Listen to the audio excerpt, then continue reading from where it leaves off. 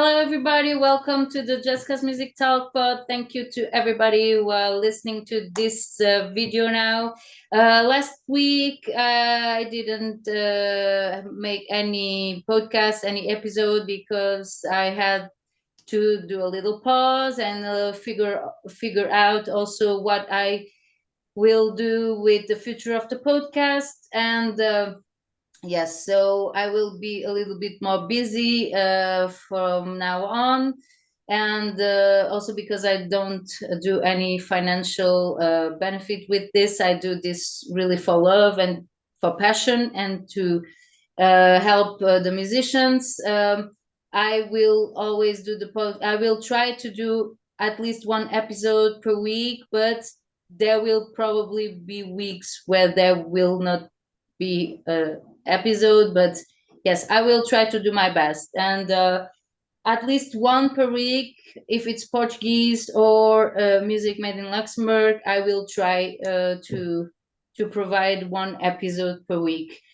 Also, something new for all the people who have a place or a project or a product that has something in common also with the music, and they want me to do a little announcement in the podcast. You can do a little donation of the amount you want. I have here the links for the donations for PayPal, for TP, and Buy Me a Coffee here in the description of the video. And if you have a place, if you have a project, or if you have a product or something you want me to announce, to do a little publicity about it, you do a little donation, and I will be very glad to do it for you. You can also write me an email to jessicatalkpod@gmail.com, and also for the musicians who want to have an interview in the podcast, especially if you are newcomers.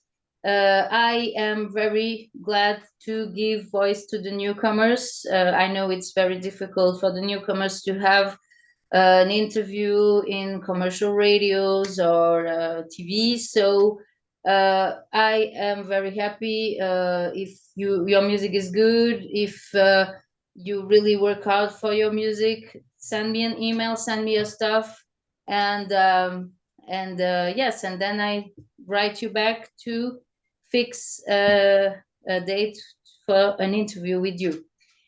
And today I am very, very happy because I will receive somebody I knew already from when I worked for the Grand Club songwriters, singer-songwriters with Lata. And he was one of our open mic participants. And he was also one of my favorites, I have to admit, because he's the real singer-songwriter. I was telling him before we started with the recording that every time I listened to his music, I traveled to Nashville. And yes, I'm very, very happy to receive Mak Wolven. How are you, Mak? Great, Jessica. So happy to be here. I'm so happy to have you here too. It's been a long, long time since I didn't see you, I didn't hear you, since my last open mic, I think, and it was in 2020. No, it was, yes, it was before, because I came to Portugal in February 2021. Yes, it was during COVID time, but you were still one of our most active participants. You were there very often at the open mic, and we learned so much with you. And you are for us the real singer-songwriter. And yes, and to start a little bit, so for all the people who don't know you yet, so they can learn about you a little more, how did your relationship with the music start? Oh, that's a very, very good question. my mother was always singing to us as kids, and she also played the piano. And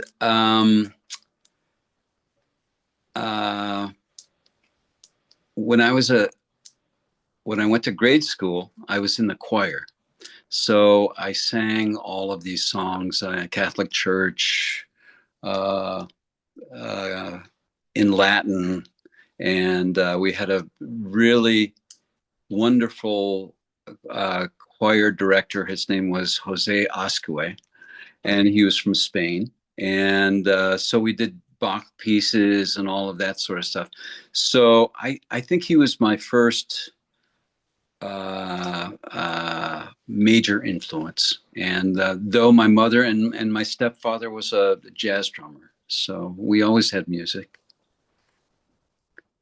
That was so it started at an early age, and then of course the Beatles came, and my next door neighbor and we would struggle trying to play 50 Beatle hits and that sort of stuff.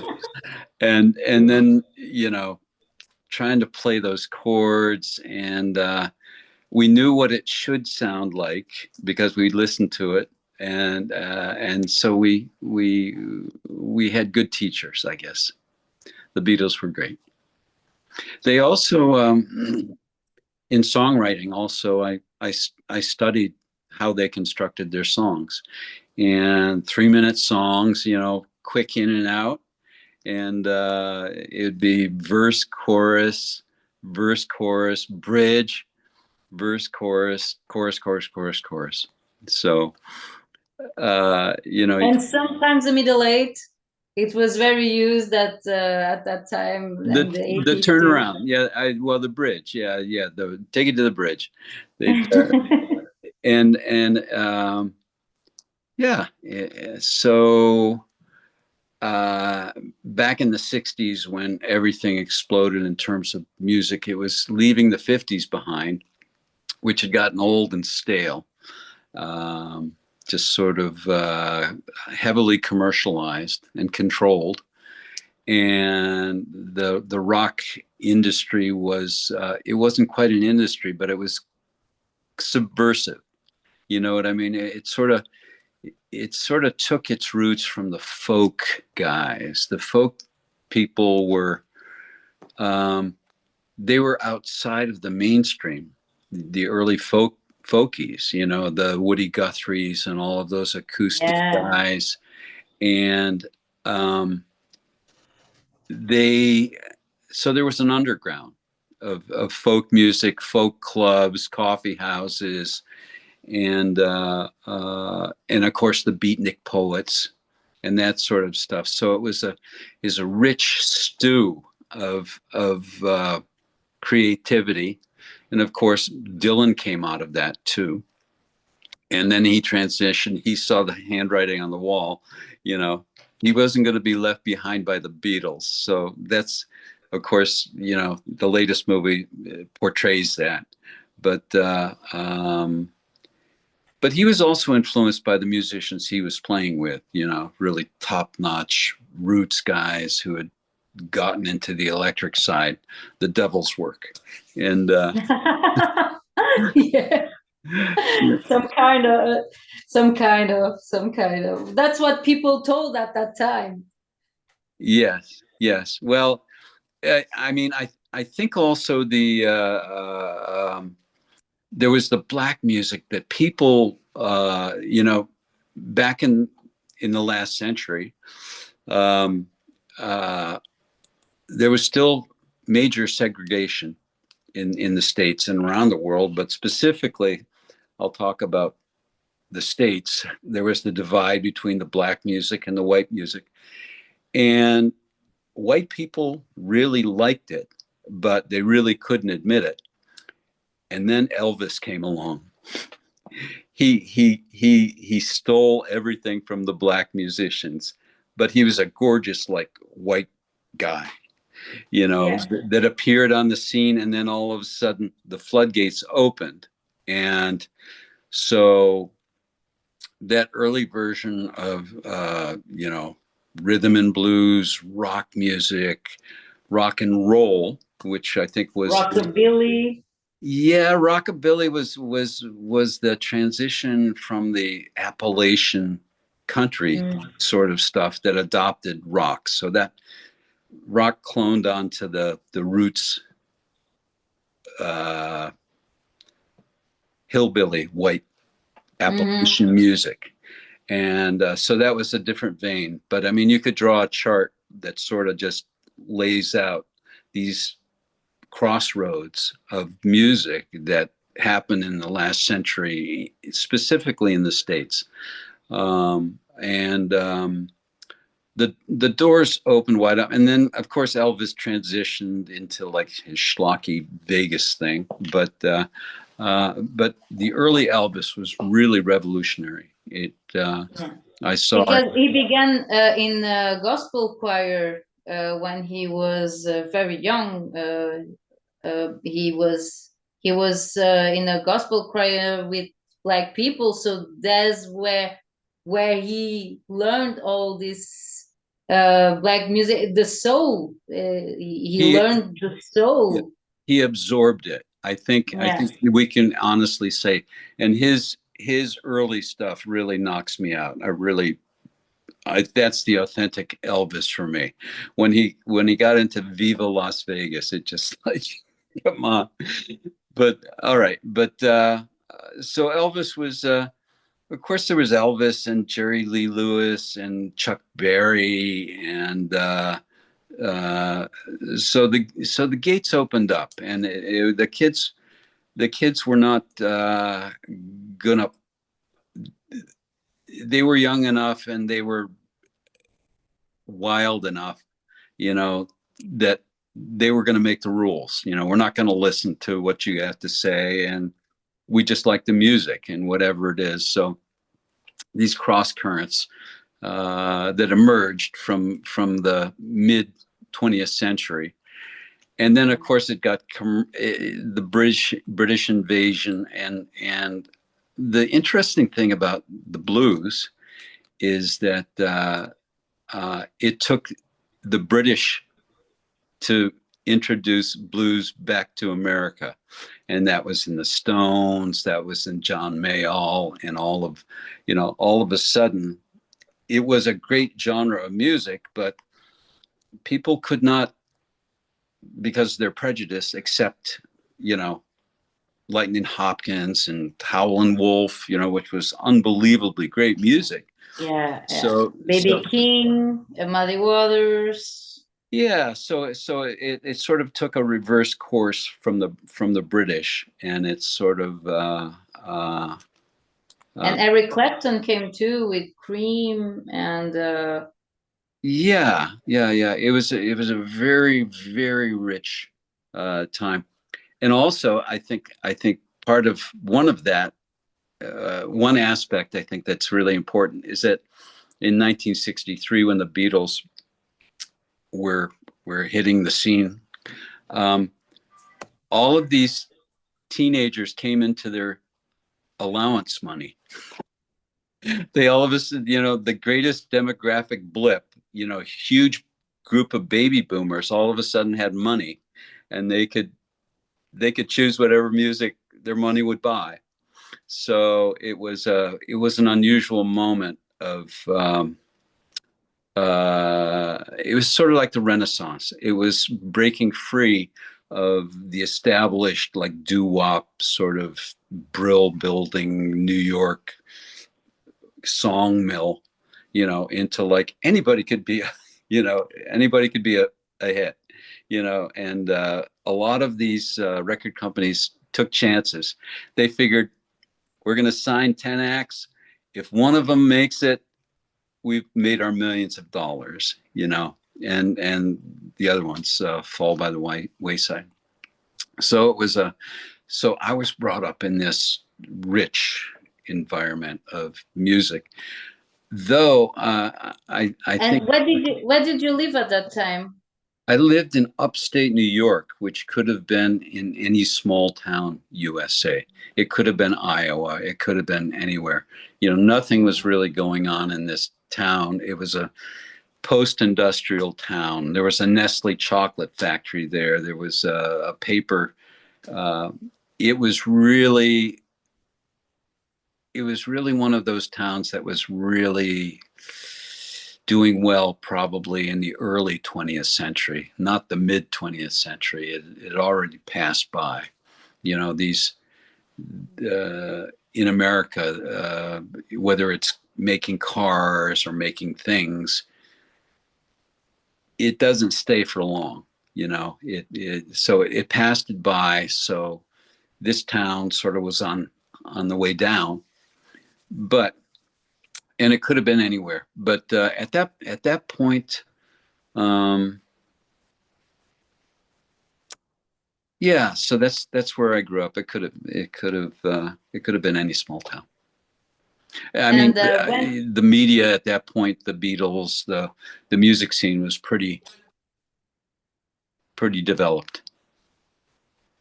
and when did you start to have the feeling that you also wanted to write your own stuff, to become a singer-songwriter? Yeah, that's a good question. I mean, after trying to, when I was paying my way through university by playing music in a group, I think I wrote a song, and I thought to myself, okay, it's not better than anything, but it's not any worse than the worst song I've ever heard. You know, so if they could do it, it was like sort of this insane American ethic of like, you know, if they can do it, I can do it. You know, it doesn't mean that I could do it, but you know, nobody booed me off the stage. So, you know, you're learning music by playing other people's music, whether it's Simon and Garfunkel or Beatles or the Buffalo Springfield, and they're teaching you, you know, by learning that material. I like this, how this sounds, and so I was an English major, so I studied literature. So I knew how to write. I knew how to write papers and do analysis, and I studied Japanese literature and that sort of stuff. So um, I think what I want to say is that in America, uh, uh, uh, it doesn't mean you can be successful, but you certainly can try. You know, and why not? I don't. You don't have to have rich parents to write a song. You don't have to have anything else but the desire to do it. And I'm not doing anything this Wednesday afternoon, so it sort of came naturally. And what were the topics that inspired you, and that still inspires you when you write your songs? Is there, you talk about a lot of things, or is there one or the other topic that is really important for you to transmit something to the public outside? Yeah, that's also a very good question. Um, I I've written about loss, you know, heartbreak and that sort of stuff, and deep feelings, and I think of in our culture, or specifically, I'll speak for American culture. It's very difficult for men to express themselves. Women are more verbal and open, and women, Really? I think so, and women talk about their feelings between girlfriends, and you know, and those sort of things. But in sort of the culture I grew up in, men are always supposed to be strong and not emotional, and like John Wayne and that sort of thing. So I mean, I'm making vast generalizations, but I'm uh, I I think songwriters, poets, uh, uh, men specifically, can express feelings and what you want to do is you want to tap into some universal feelings, like, one of my songs, it's called Shadow on the Wall. It's your shadow on the wall. It's your voice when you don't call. All alone when I awake. Is this how a heart breaks? Said you just needed time, but I've heard that old line. Can't get you off of my mind. It's your shadow on the wall. So uh, that was something I wrote about. That's something I felt. And so it's part self-counseling in a way. It's also you hope to write for everyone. You want somebody to say, "Oh, I felt that way," or I. Yeah, and some and a lot of times the music, the stuff we write and we play touches more people than we think. For example, somebody who really needed to hear that moment, or because what I like with the singer songwriting is, first of all, you are also a poet. You are not, you just mix poetry with music, but you are also a poet. And you tell a story. I always say that writing a song is also to telling something, telling a story, telling giving a message. And um, and uh, and this story we tell, this message, you transmit to the people, to the public. There is always somebody who will be touched by your lyrics, who needed to hear that message. And who knows, perhaps one of your songs changed the life of somebody who listened to it. You never know. And what do you think? I mean, I think that's all true. I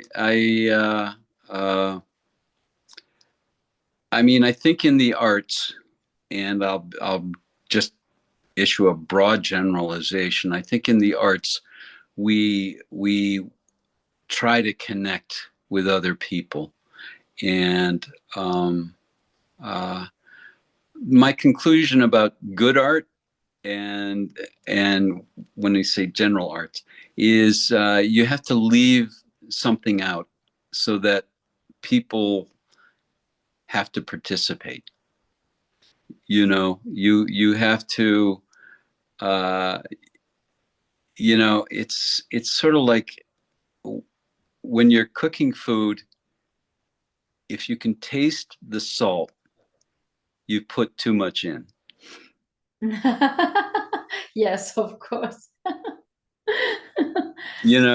But Yeah, just I understand. just the right amount, and you can get the flavor of the food. So I think that's part of the magic of is to not be too self-indulgent in what you're doing, is to leave a little space and breathing for others.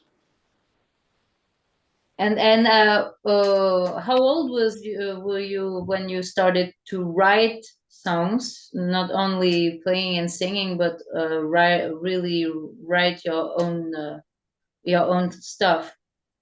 I think it was 19 or 20. Yeah, yeah. Okay. I can definitely remember that moment, and yeah. So you started already to play your own songs when you still lived in the US? Yes, I did, and and I would go to. I had a friend. His father owned a recording studio in New York, and at that point I lived on Nantucket, which is an island off of the East Coast near Boston, and we would fly to New York, and we would have the studio for the weekend for free in New York. So we would record demos, and hearing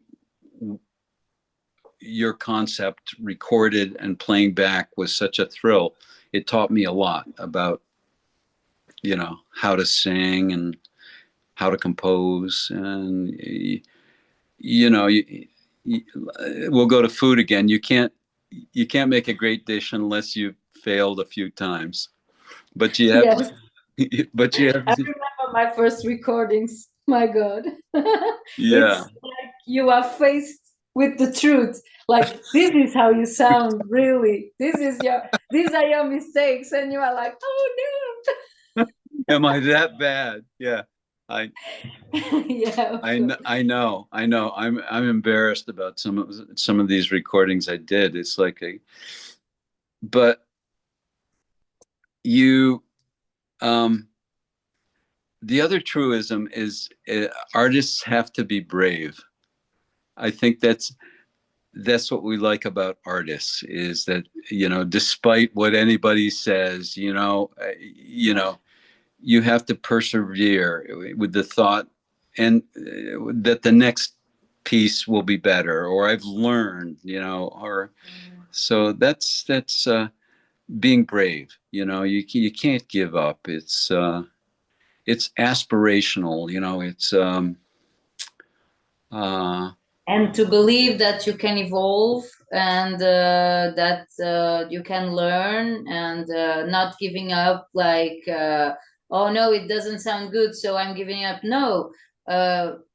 That's when, after the first recordings, I started even to record my rehearsals, because I noticed that it is so important to listen to yourself, to listen what you do, so you can also know where you can improve, where you can correct some things and evolve. And yes, and it's taking the things as, okay, it's not tragic, I will learn, and the next time it will be good. Don't give up. exactly. I mean, that's the, you know, um, an artist is, you're vulnerable. You're all sorts of psychological tricks going on in your head, and it's I'm not good enough, or I'm really better than anybody else. It's this sort of schizophrenia sometimes. It's like my story of the Nashville songwriters. That after, Yes, tell it again, please, because you told me that I was not recording, but this story is so beautiful. Can you tell the story again, please? yeah, we were on tour, and on tour, let's say it was just like little coffee houses. I took my band down all the way to Texas, but we were in Nashville, and we went to the Bluebird Cafe, which is a very famous place where a number of famous songwriters play their music. And they're hoping that the record execs in the audience hear their song, and, oh, this one's going to Dolly Parton or whatever. That's where they get the big break, and the big money. And so we went there to the Bluebird, and there was no way we were going to get into the Bluebird Cafe to play our songs. They said, "Oh, there's this place on the outskirts of town. You can go there. They have an open mic tonight." So we went there, and there's 4 stools on this stage, and 4 songwriters. Okay, so we sit down in the audience, and the first guy gets up and plays this song, and it's like, God, he sounds like he's like a Nashville wannabe. He's playing his $3,000 Gibson guitar and the cowboy hat and all of that sort of stuff, and acting the part. And it's like, okay, that was really bad. Then the next then the next guy gets up and says, "Yeah, I just came back from a songwriting camp."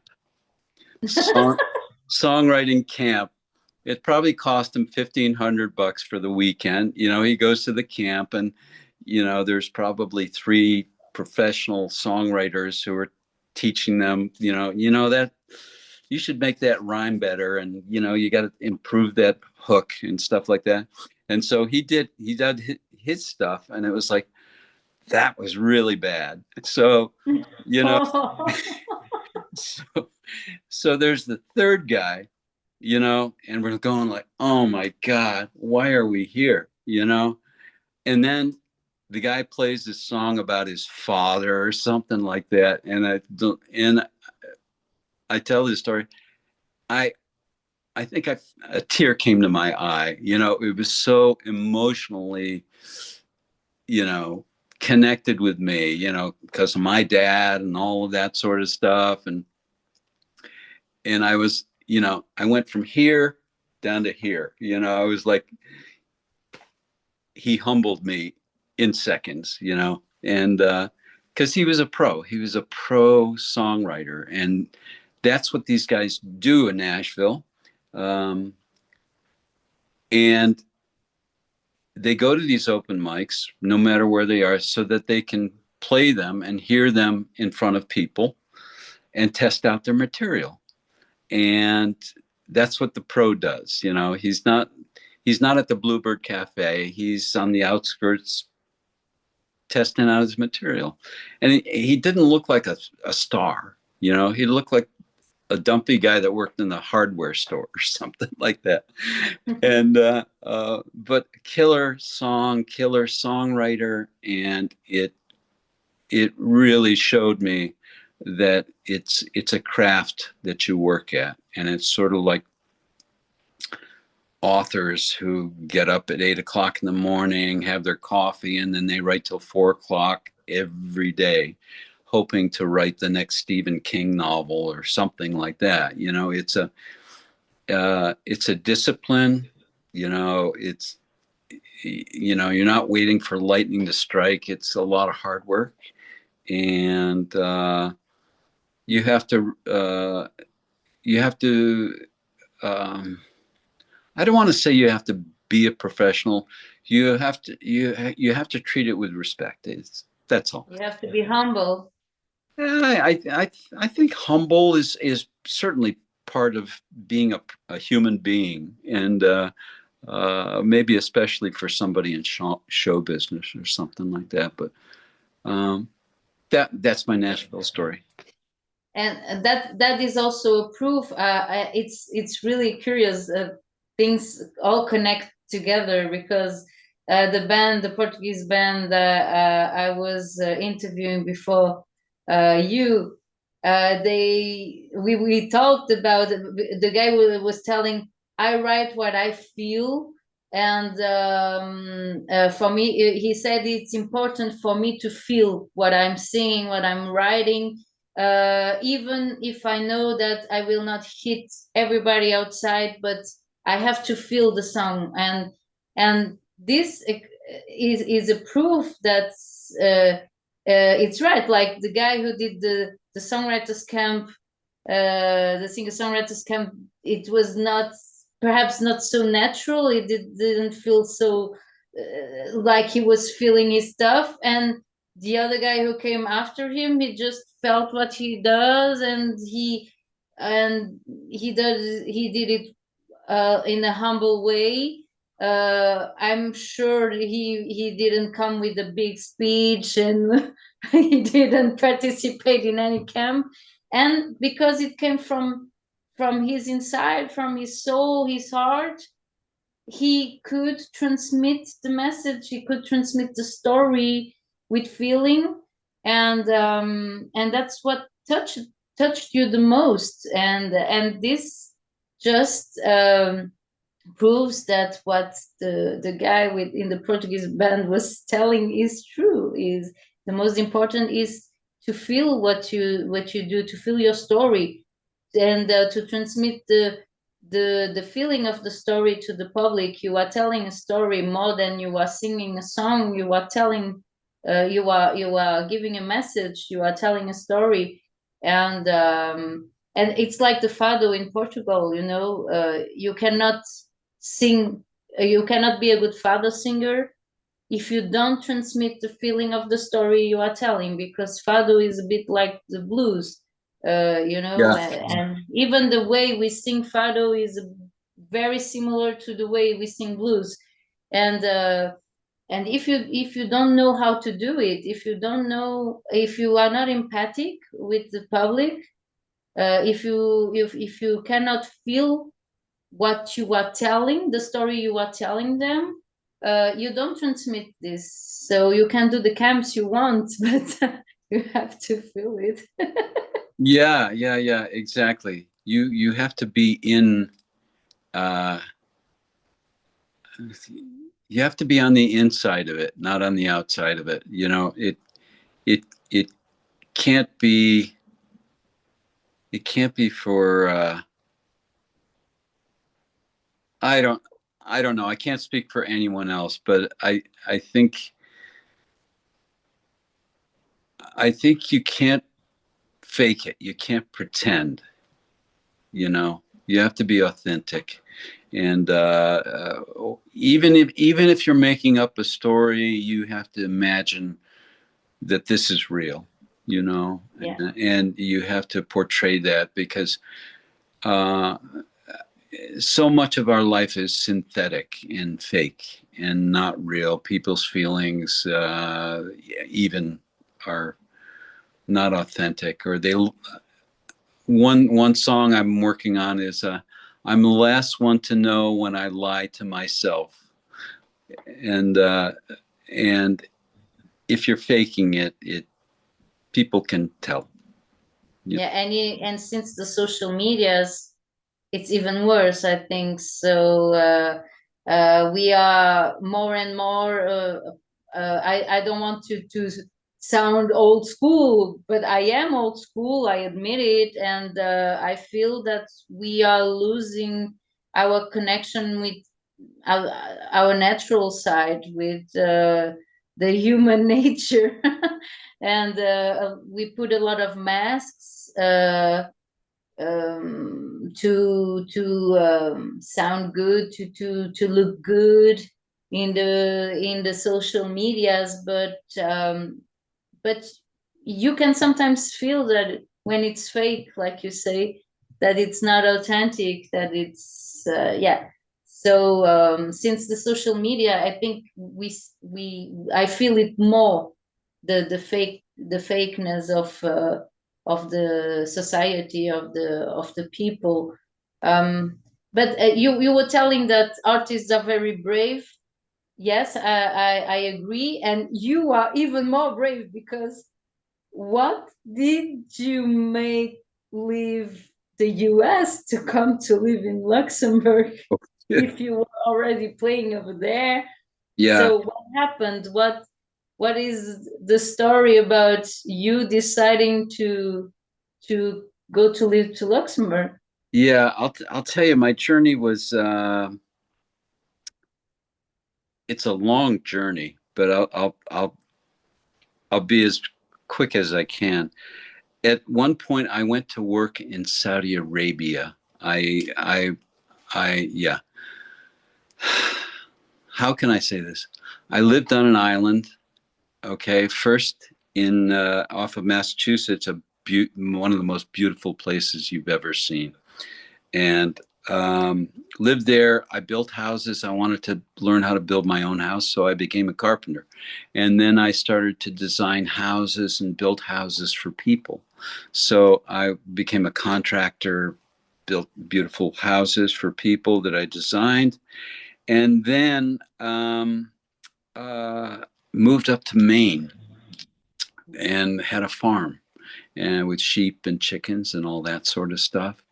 And while I was in Maine, I became a multimedia producer. And um, after I did that, I got a job in Saudi Arabia. And so all this time I'm playing music all the time, writing music, playing in bands and stuff like that. I went to Saudi Arabia for a year.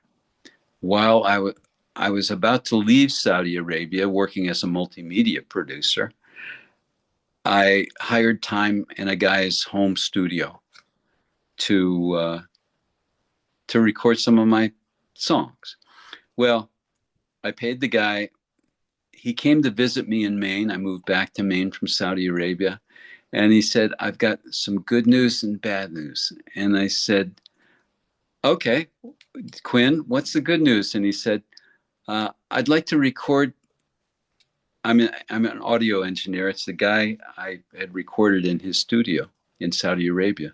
He said, I've got good news and bad news. I said, well, what's the good news? He said, I want to record your music in my studio. I'll pay for it. And the bad news is you have to come to Saudi Arabia again.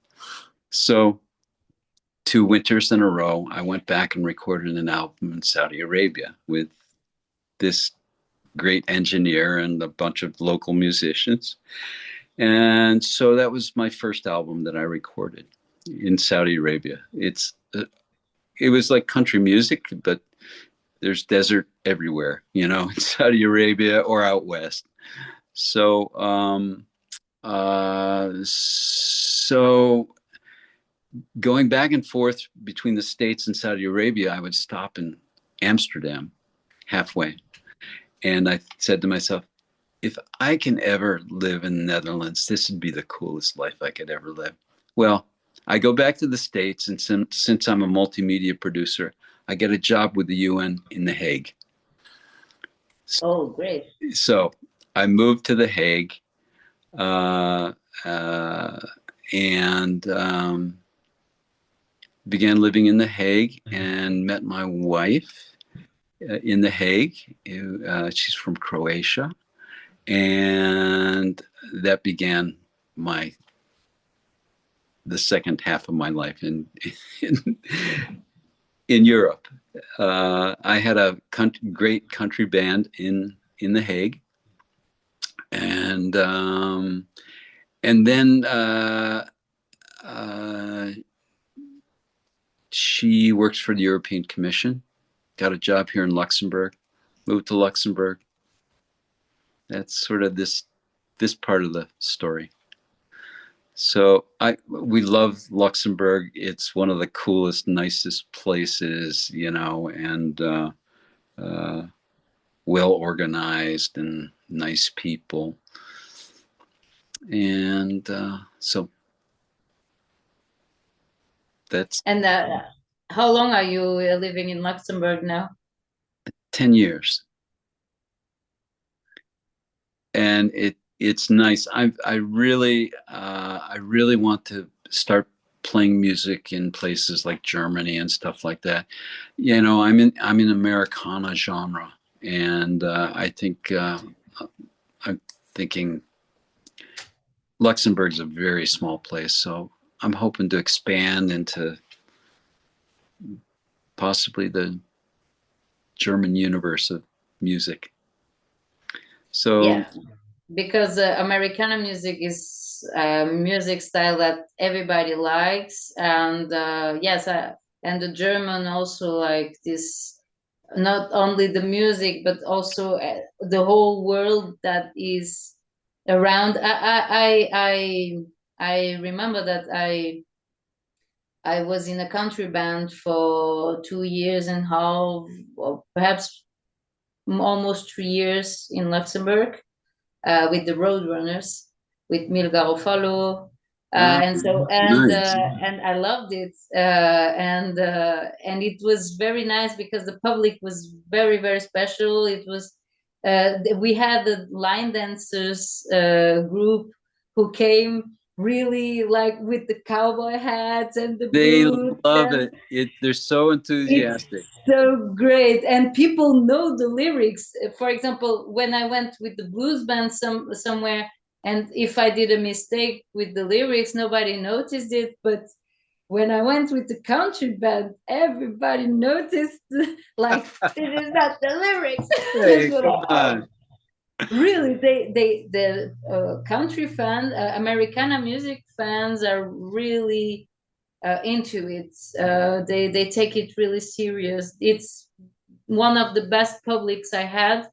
It's people who came to listen to the country band, and also the bikers. Bikers are also great public because they are really true. If they like it, they like it. If they don't like it, they will tell you they don't like it. So, so bikers are great, Biker's bar. Yeah. and you know, Lata also does Americana, has also an Americana music style, and yeah, I loved his public. He had a few people who also always went to his concerts, and yeah, it's people who really like it. And I know the German people really like Americana music, and yes, you can really try to uh, you can try to have some gigs there. You are so near, you know, like Yeah. Frankfurt, like Köln, for example, also. I mean, it's accessible music. It's, it's nothing wacky. It's nothing experimental. And, um, I mean, I like writing in that genre because it's simple feelings. It's people can relate to it. And I mean, I didn't want to stretch myself into uncharted territories. I mean, I love this style music. Um, I mean, I love Merle Haggard and all of that sort of stuff, and some of the heavier country stuff. Uh, I have a funny Merle Haggard story, by the way. Great. Yeah. We want to know. Yeah. Merle Haggard is. I don't know if your audience is familiar with him, but he is was an amazing uh, artist, and I knew him through a former sister-in-law of mine, and we went to see his concert, and so we got to meet Merle afterwards, after the concert. And Merle's really one of those people that is he'll be remembered for decades and decades. He's such a great songwriter and a singer and artist. So we're meeting Merle in the hallway saying, "Hi, how are you, Merle? Nice to meet you," all that sort of stuff. And we had come through the bar of the hotel he was staying at, and then ended up in the hallway of his room. And so I'm standing there with Merle, and I said, "Hey, Merle, they're doing karaoke in the bar and they've got your music on the jukebox. You should go down there." And he looks at me and he goes, "I don't think so."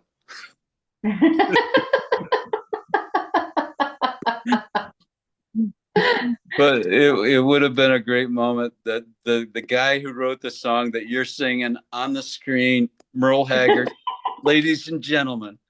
But, the real one. the real Merle Yeah, Haggard it would be so nice. singing his own song.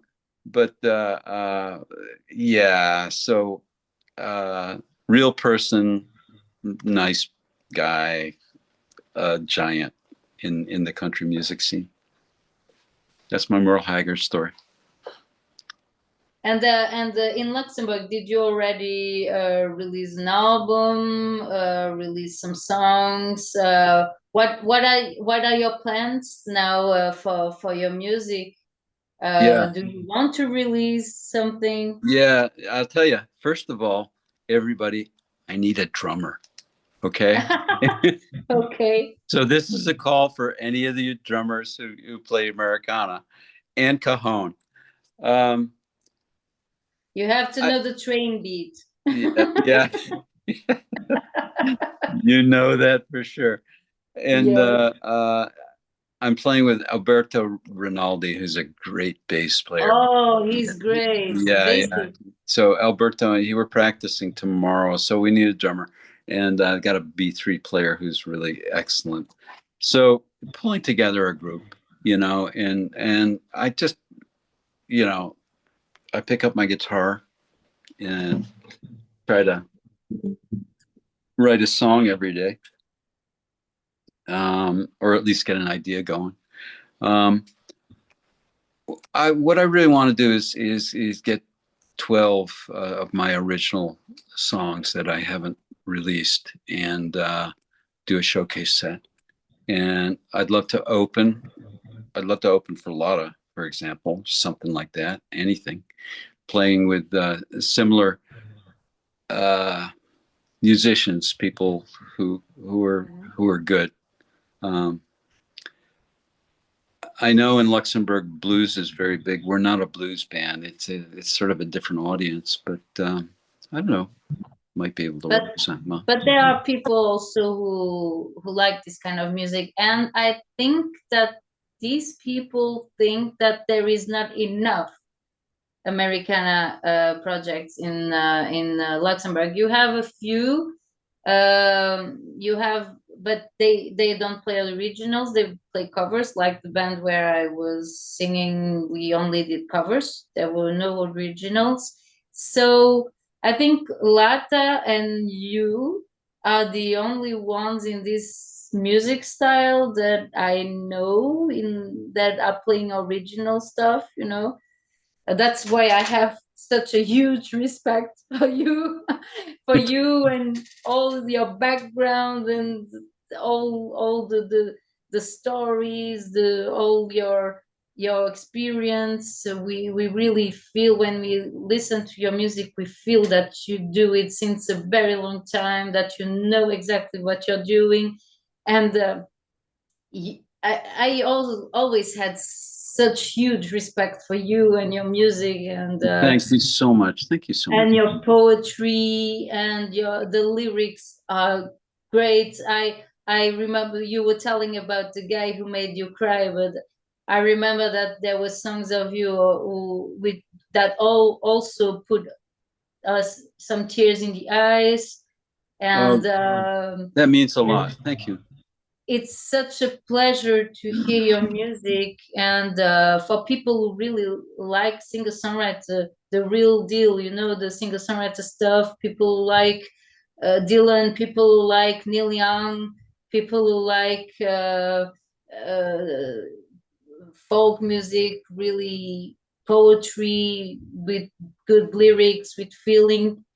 You are one of the persons to go and listen to for sure.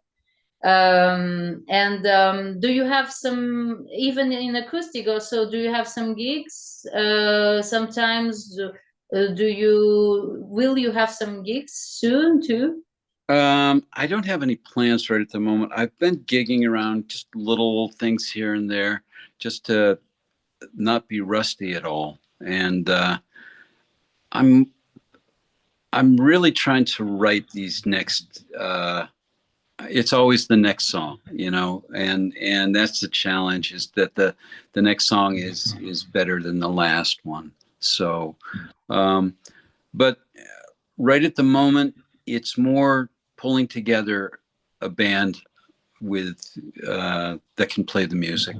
And so that's my next project over the next 3 months, is to practice and to make a good showcase set. Okay, so if people want, if there is a drummer who want to contact you, if there are people who want to also contact you, for example, for an acoustic gig, just you and the guitar, where do they have to contact you? Yeah, Which is they the could best contact me way? on Facebook would be the easiest, but also Mak Wolven, that's Mak Wolven, Wolven at Gmail. That works. Yeah, I will put all the links here in the description of the video. And also for the people who are watching this video, don't forget that the best way to help the podcast and also the artists who are interviewed in this podcast is to put a like in the video, to share, to subscribe to the channel, to subscribe to the artists' channel, pages, social medias. I will put all the links here. So if you are a drummer, if you know how to play the train beat, this is very important. Jeff, if you are listening, you know. If you like Americana music, and if you want to join Mak Wolven's project, don't hesitate to write here to Mak Wolven and to join his project and make this project, this goal come true, so the showcase come true.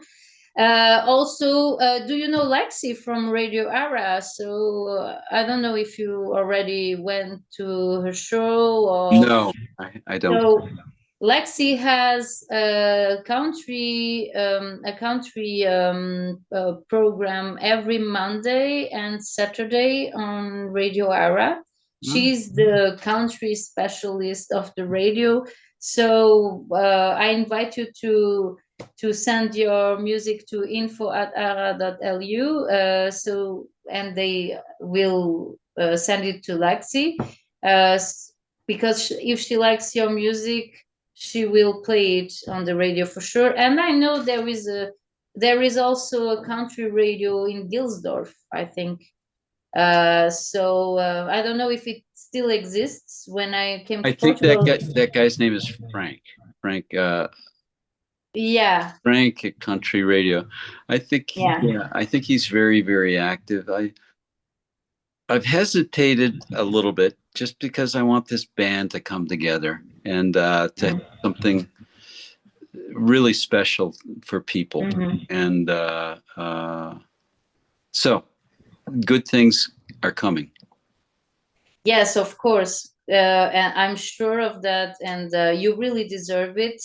What you do is really great. And yes, don't forget, people also, I hope there are still open mics also in Luxembourg where you can participate. And for example, if people want some advice, if people who are starting to write or want to be more in the singer-songwriter stuff and want some advice from a real guy, somebody who really is into this, can they write to you to ask you for some advice? Yeah, I mean, we're a small community. I am open, and I really think it's important for us as people in these times to reach out to each other, to help each other, and to support each other, and in whatever way, in musically, emotionally, and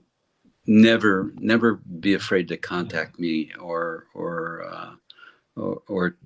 we could talk about music, songwriting, different things. I'm open. You will do a songwriters camp.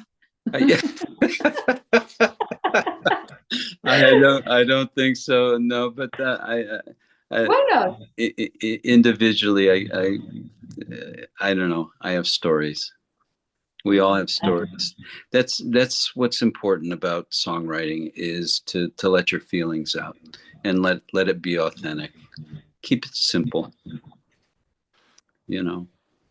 That's right. I agree with you 100%. And thank you so much, Mac. I am so proud that I had you here in the podcast, and I'm still a fan of what you do. I will help you as much as I can. Every time you will have somebody coming out, I will share it on the Jessica's Music Talkpod Facebook page. Don't forget the Jessica's Music Talkpod Facebook page. Also, I put also news like release, like events, news about the music. So if you want to know about what's going on in Luxembourg and Portugal, you can go there and check the page. I don't have an Instagram page just for the podcast because I had one and it was deactivated. So now I only have my page. It's Jessica Lob Musica. And I put things about the podcast, and I also put things about my own stuff as a singer. I will start now also to play with my French music trio called Nuage here in Portugal, with Philippe Machado in the guitar and Bernardo Leão on the bass. We are ready. to play, and we play stuff like Edith Piaf and Jacques Brel and Charles Aznavour, and also more recent stuff like Zaz, Olivia Ruiz, and Barbara Parvi, and so, and we do it in a jazzy way, and some 3 or 2 songs in a gypsy jazz way. So yeah, I will keep you informed about that, and I continue to collaborate sometimes with Ricardo Dias dos Santos, with who I wrote some songs too, and I will record also some vocals for Heavenwood project with from Ricardo. And yes, for all the people who want to be a little bit aware about the podcast and my own stuff, you have the Instagram Jessica Lobo Music. And yes, and for all the people, like I said at the start of the interview, who want to have an interview with me, I am very, very happy to interview newcomers. If you have music, you are a singer-songwriter, you want to present your project, you feel some struggle to have an interview in big radios or something like that, you are not alone, guys. I am here. I will be very happy to give you visibility and to give you a voice to talk about your music and your project. And you only have to send me an email to jessicatalkpod@gmail.com with an MP3 with all the links for your pages and websites, and with an EPK if you have one. And yes, and that's pretty much what I wanted to say. I want to say also thank you to all the people who support the podcast, to like the podcast. Before Mac, I receive, yes, tomorrow, sorry, I will receive a Portuguese project that is called Job from Philip Job. It's very special, and he's a very good singer-songwriter too, very passionate. And the interview will be in Portuguese, but if you want to discover this artist and you want to understand what he's saying, you can add the subtitles in English, and you can follow the interview if you want. Mac, is there something I forgot to ask, or that you want to add about your music and about your project that is important for you to tell the people outside? Yeah, the only thing I want to know, Jessica, is when do you come to Luxembourg so we could have a coffee? Yes, I was to Luxembourg very recently for Easter, to have Easter with my parents, because my parents are still in Luxembourg.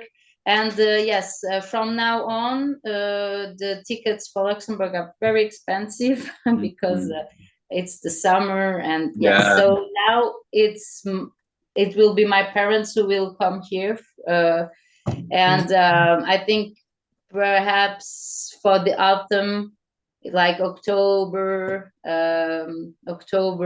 and for December, I will be there for sure for Christmas, to be with the family. Sometimes I miss my friends. I miss because when I came here, I had to start from zero. So and sometimes it's tough. It's very different from Luxembourg. People are very different too from Luxembourg, and the financial situation is very, very tough here. And there are some days where I think I want to go back, but I have my musical projects here now, and I'm giving it a try, and I really like to live here, even if it's tough. I always say people live here for love. There you go. I believe. And yes, and I miss my family too, but if they are listening, or somebody of my family is listening, I give you a hug. And also my friends, Katja, who is really Katja Martins, who is my best friend, and also Lata, Yes, and I'm very, very fortunate. I'm very grateful to have friends like that, with who I can count. I know Katya does also a lot for the singer-songwriters. She really she did the open mic also at Yeah. Rockas for a very long time, and yeah, she's doing what she can too to help the musicians and help the people, and also to do her own music. And yes, and something that I really appreciated in Luxembourg is the support the musicians give to each other. Mm. People in the musicians in Luxembourg, they support each other. They go to watch their gigs, um, and they really count on each other, and whatever style it is, and even I know people from the metal scene who support people from the pop scene or the blues scene, and vice versa. And it's not about the music style. It's really about friendship. It's really about we are in the same boat, so let's help each other.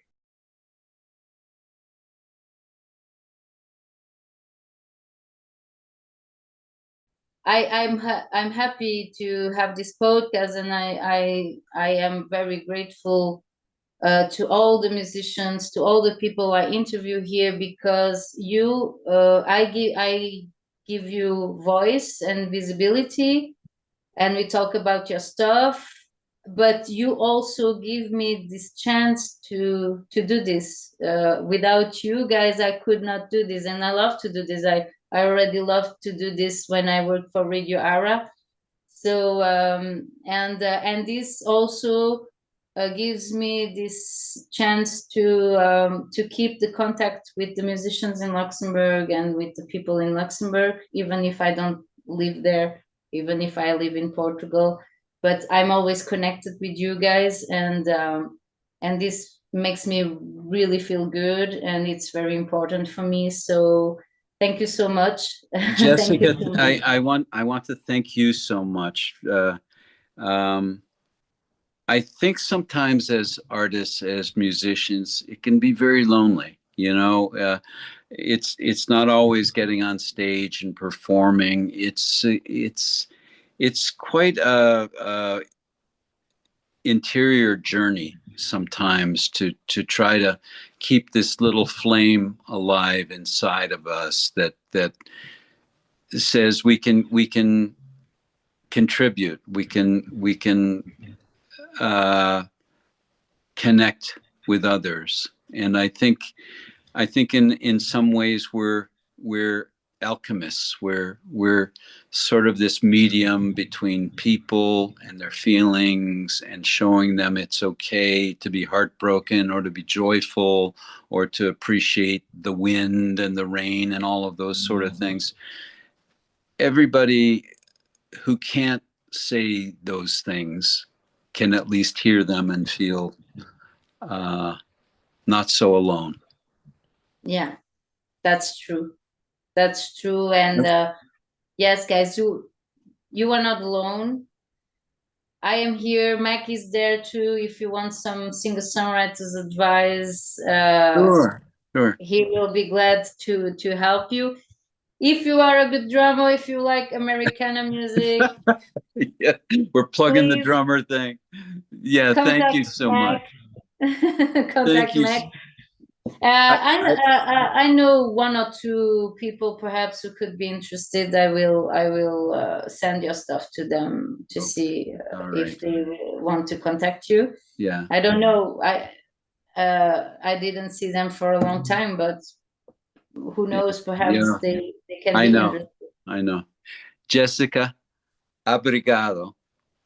Thank you so much too, Mac. Yeah, Guys, don't forget, all the links are here in the description of the box. Please follow Mac's music, follow Mac's job. He's really, really great. And also subscribe to the channel. Don't forget, for the people who want to give a donation, you have also the links here. And if you want me to do a little announcement of your project, please, a product, just write me an email and do a donation, and I will be glad to announce it in the podcast. Thank you so much, Meg. I wish you all the best, all the success. You really deserve it. And I wish to all of you a good day or good night or good morning. I don't know at what time you are watching this, and all the best. Thank you, and see you soon. Bye. See you.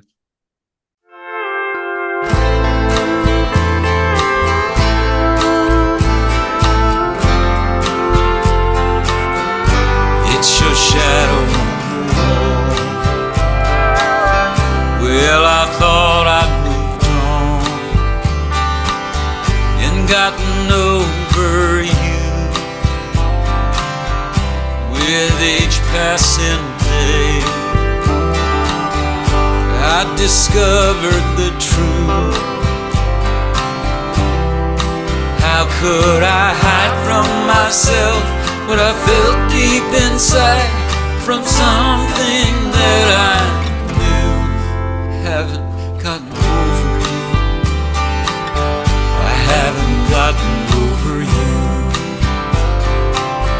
And it's your shadow on the wall. It's your voice when you don't call. All alone when I awake. Is this how a heart breaks? Said you just needed time, but I've heard that old line. Can't get you off of my mind. And it's your shadow on